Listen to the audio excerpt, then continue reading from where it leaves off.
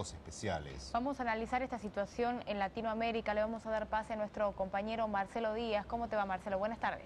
¿Qué tal, Rafa, Luciana? ¿Cómo les va? Muy buenas tardes. Sí, efectivamente, porque dentro de un rato nada más, a las 3 de la tarde, en el Palacio de Tribunales se va a presentar el libro Temas de Derechos Humanos, una especialización de los abogados de Santiago del Estero que durante 2 años estuvieron trabajando sobre esto. Este compendio hoy se lo va a presentar acá en Santiago del Estero. El director es el doctor Eduardo Yugdar, vocal del Superior Tribunal de Justicia, con quien estuvimos conversando en la edición del noticiero de ayer, y está como invitada especial alguien que prologó este libro y que seguramente va a poder hacer un análisis medular, concienzudo de lo que ha visto sobre estos temas de derechos humanos en Santiago del Estero.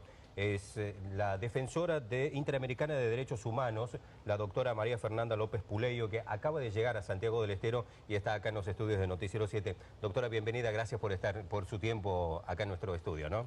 Muchas gracias y realmente muy contenta de estar en mi primera vez en Santiago del Estero.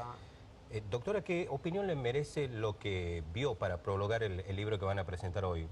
Bueno, yo dejé tinta en el papel, expresada realmente mi opinión de gratificación. Es extraordinario que un grupo de juristas que además son en su gran mayoría operadores de la justicia en Santiago del Estero, comandados, coordinados por la actitud siempre pedagógica, pero también de difusión y concientización acerca de la relevancia del derecho internacional de derechos humanos que tiene el vocal del Tribunal Superior, Eduardo Yugdar, que hayan tenido la iniciativa no solo de una discusión crítica durante este tiempo que usted comentó, sino de difundir ideas fundamentales que hacen a la práctica de los derechos, porque la circunstancia de que sean operadores le da además la relevancia de que ellos, de la discusión académica, pasan a la aplicación práctica.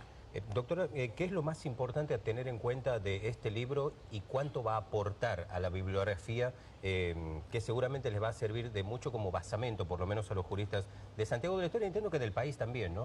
Bueno, por supuesto que trasciende en su importancia el ámbito de la provincia de Santiago del Estero, porque una de las cuestiones que justamente aludí en ese prólogo es que no es común que haya personas que se desempeñan en la actividad jurisdiccional y aparte tengan discusión crítica, como decía recién. Así que es realmente provoca encomio, y se lo digo con conocimiento, porque uno cree que en Buenos Aires muy a menudo se publica este tipo de obra y tampoco ocurre. Muchas veces nosotros damos seminarios a nivel universitario, pero no llegamos a cristalizarlo en una publicación. Por eso el valor es doble, porque el hecho de difundir una discusión crítica se supone que va a tener por generaciones implicancia en cuanto a la amplitud de los derechos y obviamente a su reconocimiento práctico. Doctora, los derechos humanos en la República Argentina en los últimos años han tenido, creo que una preponderancia y un abordaje importantísimo. Han tomado una relevancia sustancial en los últimos años. Digo, esto es bueno, digo, a nivel regional, ¿lo posiciona de una manera distinta a la República Argentina? Bueno, usted hace una pregunta que obviamente exige una respuesta con mayor nivel de complejidad, porque la cuestión es en qué ámbito. Seguramente Argentina ha sido, y esto es reconocido por todos los organismos internacionales de derechos humanos, ha sido la punta de lanza en muchísimas cuestiones que tuvo que ver con una sociedad proactiva que ha llevado casos al sistema y que ha generado en sus ámbitos de discusión académica un crecimiento y difusión del derecho internacional de los derechos humanos. Ahora, eso es un aspecto.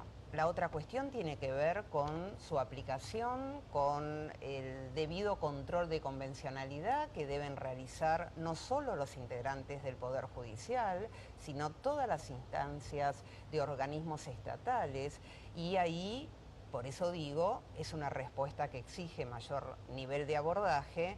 Depende, depende. Hay, como suele ocurrir en la aplicación del derecho internacional de derechos humanos, un camino zigzagueante y coyunturas que a veces hacen retroceder la aplicación de otro momento. En ese retroceso se puede encuadrar lo que pasó con la Corte Suprema de Justicia hace muy pocos días acá en Argentina, doctora. Bueno, eso también exige una respuesta con mayor nivel de reflexión. Hay que diferenciar también los actores. Yo soy defensora y los defensores siempre tratamos de que los tribunales reconozcan en su mayor amplitud nuestras pretensiones. Entonces, en cierta forma me alcanzan las generales de la ley.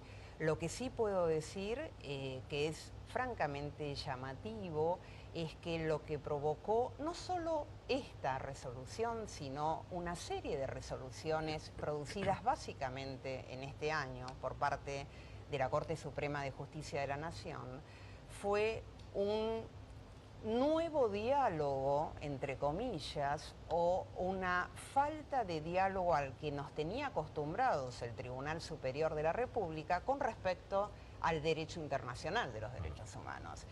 Hay como una vuelta de tuerca y hay pronunciamientos de enorme impacto jurisdiccional, incluso realizado por jueces de la Corte Suprema que de 10 años a esta parte decían exactamente lo contrario. Entonces, esto abrió un abanico, primero, de cierta sorpresa y segundo, de algo que creo que debe ser analizado en toda su extensión, que es una reacción social nunca vista y, por otra parte, una decisión de jueces de otras instancias que contradicen abiertamente la decisión del Tribunal Superior de la República. Superior, yo siempre aclaro, entre comillas, porque los jueces son independientes. A mí no me gusta hablar de jueces inferiores. Es una cuestión de organización judicial, ¿no? Una cuestión de vías recursivas. Pero esto sí que es algo inaudito, digamos, que en tan poco tiempo jueces de otras instancias en prácticamente toda la República contradigan una decisión ajustada, porque fue 3-2, de la Corte Suprema. Doctora, tengo un par de minutos más y atento a su experiencia a nivel latinoamericano, me gustaría preguntarle sobre Venezuela. ¿Qué opinión le merece lo que está pasando allá?